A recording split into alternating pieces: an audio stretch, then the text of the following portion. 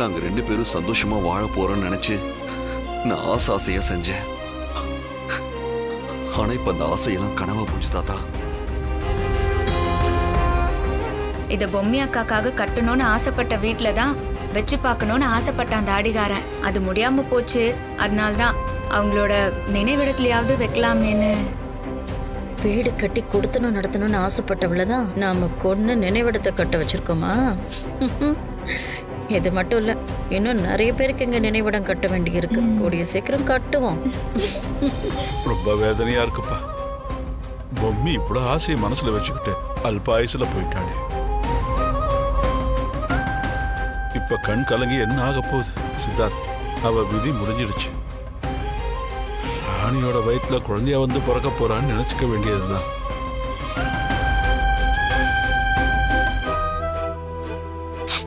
ஆமா ராணி, இது எப்படி உனக்கு தெரியும்? நான் பொம்மி அக்காவோட டைரி படிச்சதுல தெரிஞ்சுங்கினேன். பொம்மி ஆசைப்பட்ட மாதிரி இது வீட்டுல தான் வைக்க முடியல. அவளோட நினைவிடத்திலேயாவது வைக்கலான்னு நினைச்சேன்.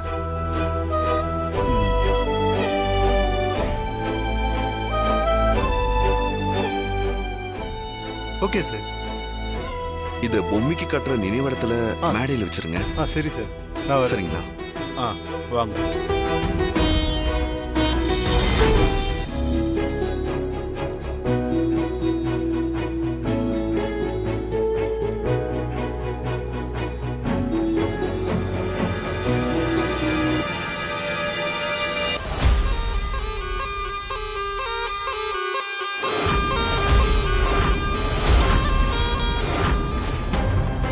யோ, ஆ? உன் முதுகுல என்னயா? என்னன்னா? ஏய், என்னாச்சு? யோ, முதுகு பாத்தியா? ஏன் முதுகுல என்ன? யோ, முதல்ல நீ போய் கண்ணாடியில போய் பாரு. என்ன? இங்க வாயா, பாரு.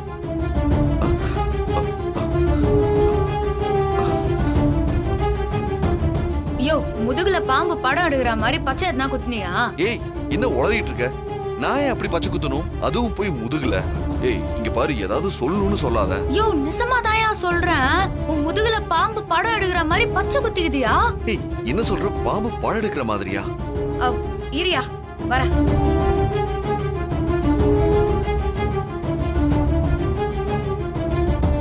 திரும்ப திரும்பியா.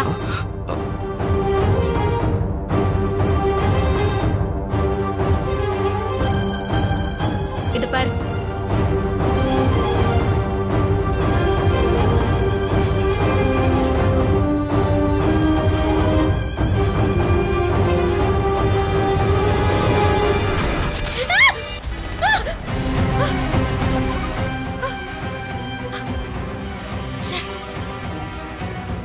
என்ன இது இப்படி ஒரு கனவு?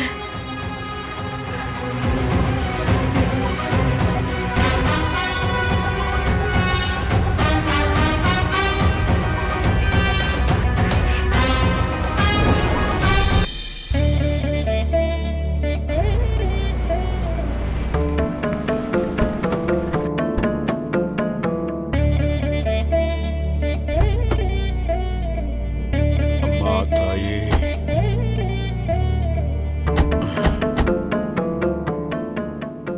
எப்படியோ பெரிய அலைக்கழிப்புக்கு அப்புறம் மல்லிகா கல்யாணம் நடந்துருச்சு. எனக்கு தான் உடம்பு முடியாம போய் முகூர்த்தத்தை பார்க்க முடியாம போச்சு. இவ்வளவு தூரம் வந்துட்டு குலதெய்வத்துக்கு ஒரு அர்ச்சனைய பண்ணிட்டு நன்றி சொல்லிட்டு போறதுதான் நல்லதுன்னு தோணுச்சு தாத்தா. அதான் கோயிலுக்கு போலான்னு சொன்னேன். ஆமாங்க, அவ சொல்றது சரிதான். இவ்வளவு தூரம் வந்துட்டு குலதெய்வத்தை பார்க்காம போனா எப்படிங்க? வாங்க, போலாம், போலாம். வாமா. போலாமா?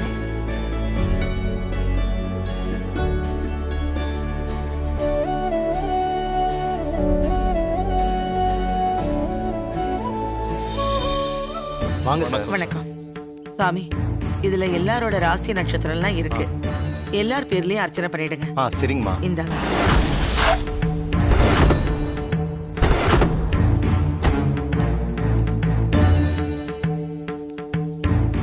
ஆத்தா, ஒரு வழியா எந்த தங்கு தடையும் இல்லாம மல்லிகா கண்ணாலத்தை நடத்தி வச்சிட்ட. இனி மல்லிகாவ மனசுக்கு பிடிச்சவனோட நல்லா இருப்பா. அதை பார்த்து பொம்மி அக்காவோட ஆத்மாவும் சந்தோஷப்படும். ஏய், பாத்து. தர்ஷினி, உன் அண்ணிய தரைய பார்த்து நடக்க சொல்லு. மேல பார்த்துட்டு எங்கேயாவது விழுந்துட போறா. ரொம்ப அக்கறை இருக்கிற மாதிரிலாம் காட்டிக்க வேணாம். பாப்பாக்கு ஏதாவது ஆயிட போதும் தான் நீ பயப்படுற. அது கூடவா எனக்கு தெரியாது. பாத்துக்கிறேன்னு சொல்லு தர்சினி. அண்ணி, உங்க சண்டையெல்லாம் கொஞ்சம் மூட்டை கட்டி வைக்கிறீங்களா? இது கோவில் அண்ணே. நீ கொஞ்சம் சும்மா இருண்ணே. ஏதாவது சொல்லிக்கிட்டே இருக்காத. கொஞ்ச நேரம் நீ எதுவும் சொல்லாம அமைதியா இரு. அம்மா வாங்க எல்லாரும், என்ன அங்கேயே நின்னு பேசிட்டு இருக்கீங்க? பூஜை ஆரம்பிக்க போதில்ல? வாங்க வரோம். போலாம். வாங்க. வாங்க கோயிலுக்குள்ள போலாம். ஏய் விட்ற. எப்ப பார்த்தாலும் கோயில் பரிகாரம்னு சொல்லிட்டு அவங்க தான் ஏதோ பண்றாங்கன்னா நீ வேற. நான் இங்கே வெயிட் பண்றேன், வருவாங்க. சரிம்மா.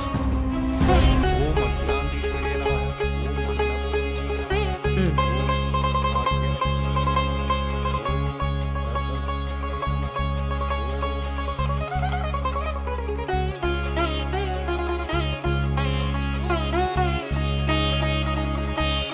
அம்மா ராணி, இங்க ஒரு விசேஷம் இருக்குமா? இந்த கோயிலோட ஸ்தல வருஷத்துல நம்ம என்ன வேண்டுதல் வைக்கிறோமோ அத மண் பொம்மையா செஞ்சு வச்சா அது கண்டிப்பா நடக்கும்னு சொல்லுவாங்க. குழந்தை பொம்மைய வெளியில வைக்குது. பூஜை முடிஞ்சதும் நீயும் சித்தார்த்தும் அந்த பொம்மைய வச்சு நல்லபடியா குழந்தை பிறக்கணும்னு வேண்டிக்கோங்க. ம்? சரிங்க பாட்டி. உடனே செஞ்சிடலாம் பாட்டி. சரி.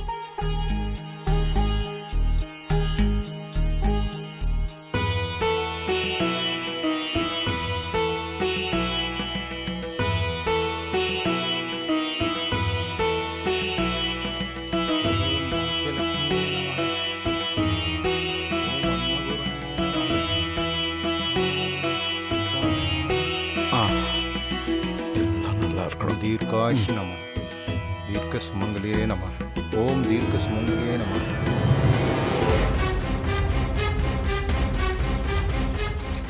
எவ்வளோ நேரம்? கல்யாணம் முடிஞ்சா நேரா வீட்டுக்கு போக வேண்டியதானே? இங்கேயும் வந்து தேவையில்லாம பூஜை பரிகாரம் அது இதுன்னு சொல்லிக்கிட்டேன். सर्व मंगलम सर्व दाक्षाण्ये नमः. எல்லாம் நல்லபடியா இருக்கும்.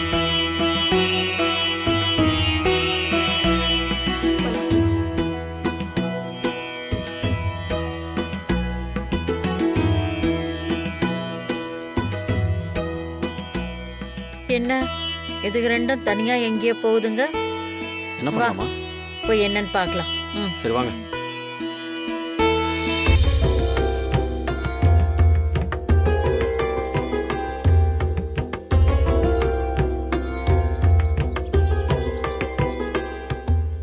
மா ராணி கொஞ்சம் இங்க வாமா. ம்.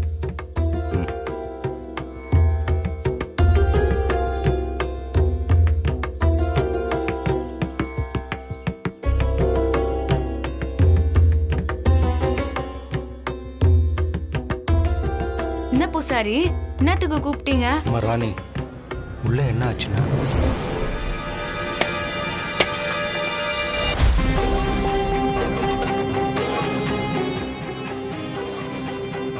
ஐயோ தேங்காய் இப்படி உடையக்கூடாது.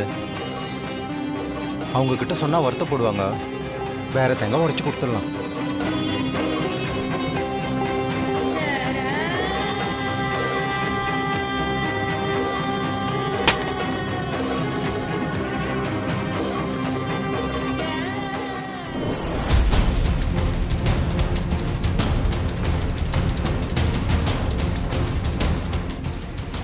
என்ன சொல்றீங்க பூசாரி?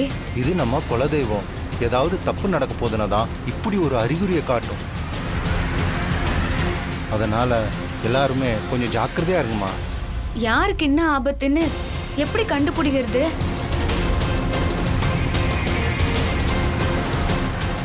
உங்க குடும்பத்துல எல்லாருமே இங்க இருக்கீங்க. அதனால யாருக்கு என்ன நடக்கும்னு குறிப்பு சொல்றதுக்கு ஒரு வழி இருக்கு. என்ன பண்ணணும்னு சொல்லுங்க. இங்க குறிமரம்னு ஒண்ணு இருக்குமா. ஒவ்வொருத்தரும் ஒரு வெத்தலைய அவங்க கையில மூடி மறைச்சுக்கிட்டு மரத்துக்கு அடியில வைக்கணும். அப்படி வச்சா யாருக்கு பிரச்சனை இருக்கோ அவங்களுடைய வெத்தலை நிறம் மாறும். குறிப்பா உனக்கு பிரச்சனை வரப்போகுதுன்னா நீ வைக்கிற வெத்தலையோட தன்மை நிறம் அது எல்லாமே மாறிடும். ஏன் வாடி கூட போயிடுமா, இல்லைன்னா விளறி போயிடுமா. இப்படி ஏதாவது ஒரு அறிகுறி காட்டும். அதை வச்சு யாருக்கு என்ன பிரச்சனைன்னு தெரிஞ்சுக்க முடியும். சரிங்க பூசாரி, அதை உடனே செஞ்சிடலாம். ஆனா இப்படி ஒரு பிரச்சனை அதனால தான் வைக்கிறோன்னு சொன்னா அவங்கெல்லாம் பயப்படுவாங்க. அதனால இத வேற மாதிரி சொல்லி நான் செய்ய வைக்கிறேன். நான் பாத்துக்கிறேன். நீங்க வெத்தலையை மட்டும் கொடுங்க. ஒரு நிமிஷமா, நான் போய் எடுத்துட்டு வரேன். ம்.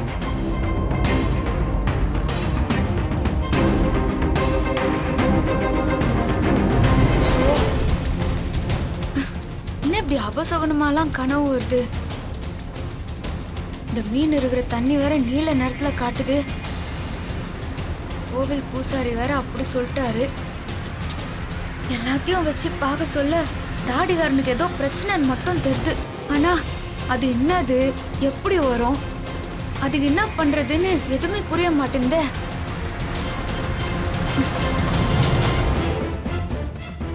அம்மா, ஐயா வந்துட்டாரா இல்லையான்னு கூட பார்க்காம விட்டோமே. அவராண்ட கேட்டா கண்டிப்பா இதுக்கு விட கிடைக்கும்.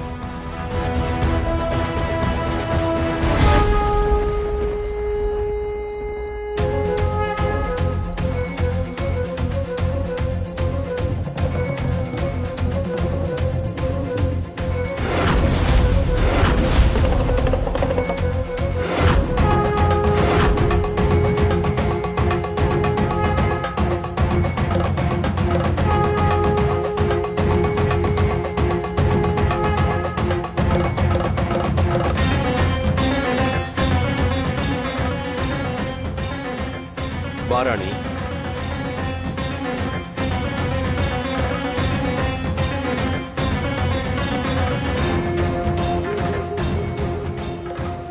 என்ன ராணி? அது வந்து நீங்க அங்கிருந்து எப்போ கிளம்பி வந்தீங்க? உங்க எல்லாத்துக்கும் முன்னாடி வந்தவன் தான். அதாவது உன் பாட்டம் பூட்டனுக்கு முன்னாடியே நான் வந்துட்டேன். என்ன ராணி, புரியலையா? சரி சரி, புரியுறவங்களுக்கு புரியும். சரி, நீ வந்த விஷயத்த சொல்லு. கல்யாணம் நல்லபடியா முடிஞ்சதா? அதெல்லாம் நல்லபடியா முடிஞ்சுங்க ஐயா. அந்த ஜான்சி மேடம்ல, அவங்க வந்து என்ன சொன்னாங்க தெரியுமா? இப்ப நாங்க அரெஸ்ட் பண்ண வந்தது இந்த ஃப்ராடு கோஷ்டியை மட்டும் இல்ல, ராணி சொல்லிட்டு இருக்கிற அந்த பெரியவரையும் சேர்த்துதான். என்ன மேடம் சொல்றீங்க? அவர் என்னத்துக்கு நீங்க அரெஸ்ட் பண்றீங்க?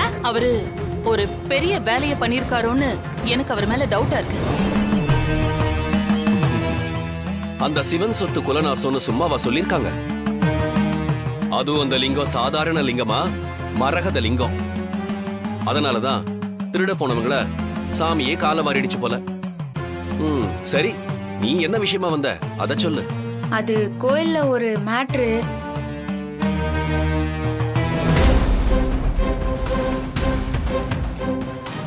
எதுக்குமா ராணி இங்க கூட்டிட்டு வந்த? இதோ சொல்றேன்.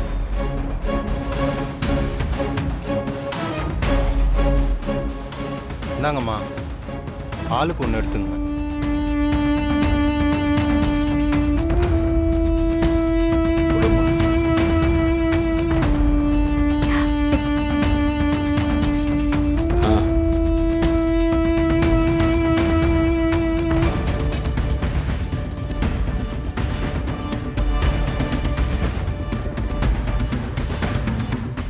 எதுக்கு இது? ஒண்ணும் இல்ல, இந்த கோயில்ல ஒரு ஐதீகம் இருக்குது. வெத்தலைய நம்ம உள்ளங்கையில மறைச்சு வச்சு இந்த மரத்தடியில வச்சா அவங்க ஆயுள் நீடிக்கும்னு ஐதீகம். அதுக்காக தான் பூசாரி குத்துகிறார்.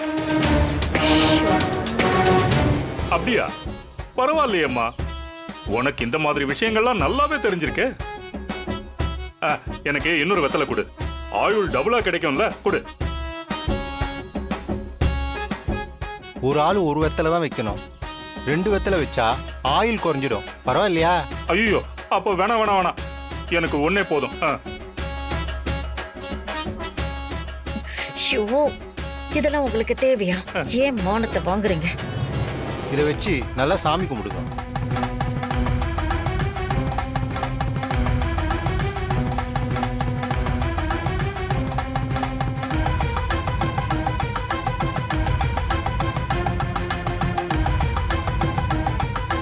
எல்லாரும் வெத்தலை வைங்கோ.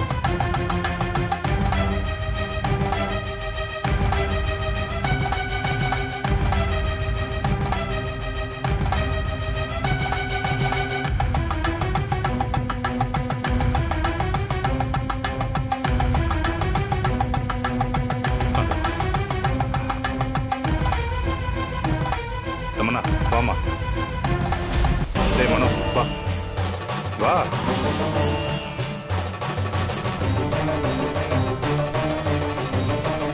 எல்லாரும் திரும்பி பார்க்காம போங்க. சரி. பார்த்தோம்னா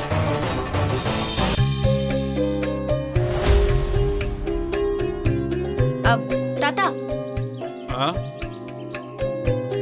என்னம்மா? நீங்களாம் கார்ல இருங்க. பூசாரி ஆண்ட தட்சணை கொடுக்க மறந்துட்டேன். நான் போய் கொடுத்துட்டு வந்துடுறேன். சரிம்மா. ஆ சரிம்மா.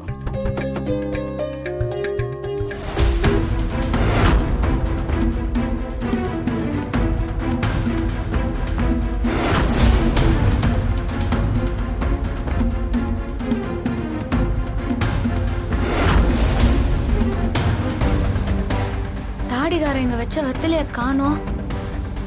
எங்க போயிருவோம்?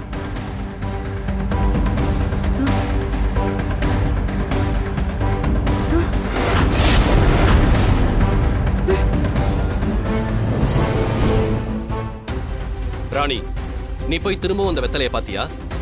ஆமாங்க ஐயா, அதான் பிரச்சனையே.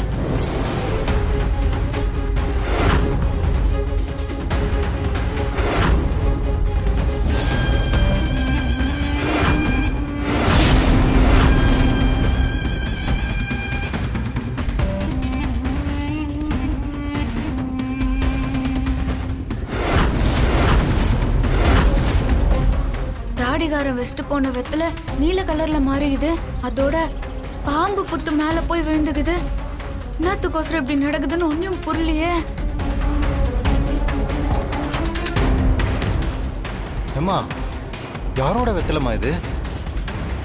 இது தாடிகாரன் வச்ச வெத்தல. இதுக்கு என்ன அர்த்தம்? இதுக்கு என்ன அர்த்தம்னா, வெத்தலை நீல கலரா மாறி இருக்கிறதுனால ஏதோ விஷ ஜந்தோட ஆதிக்கம் உன் வாழ்க்கையில ஏற்பட போகுதுன்னு சொல்லுது. வெத்தலை பாம்பு புத்துல விழுந்திருக்கிறதுனால அந்த விஷ ஜந்து பாம்பா இருக்குமோன்னு எனக்கு தோணுது. பாம்பா? அதே ஞாபகத்துல வந்து படுத்தனா தாடிகாரனோட முதுகுல பாம்பு இருக்கிற மாதிரியே கனவு வந்துச்சு.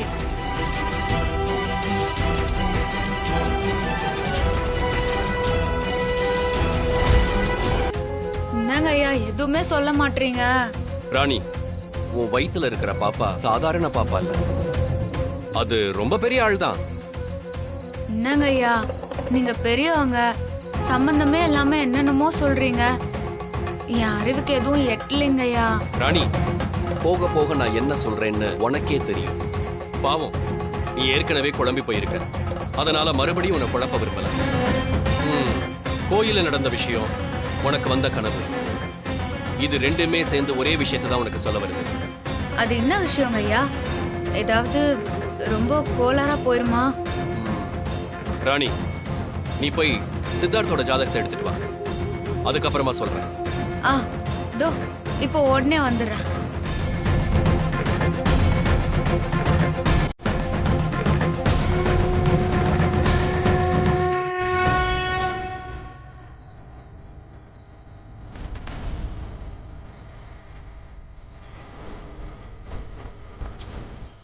இந்தாங்கய்யா.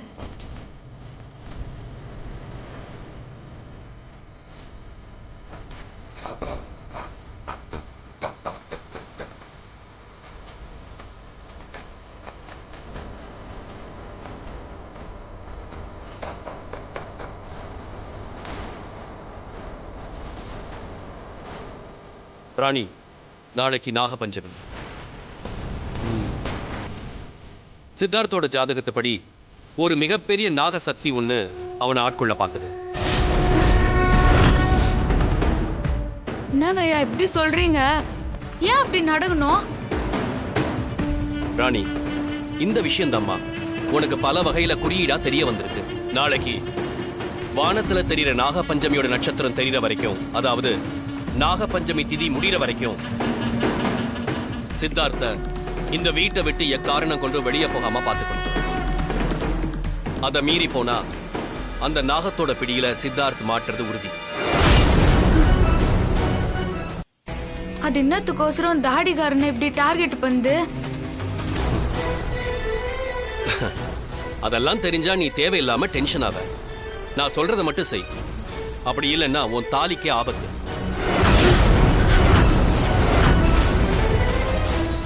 ராணி அங்க பார்.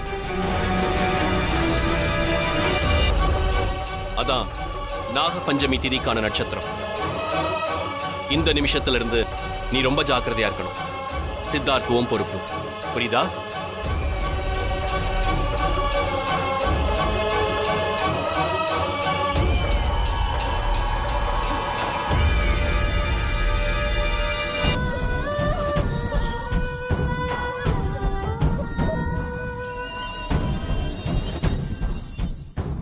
ராணி, ஆபத்து ரொம்ப பக்கத்திலேயே நெருங்கி வந்துருச்சு.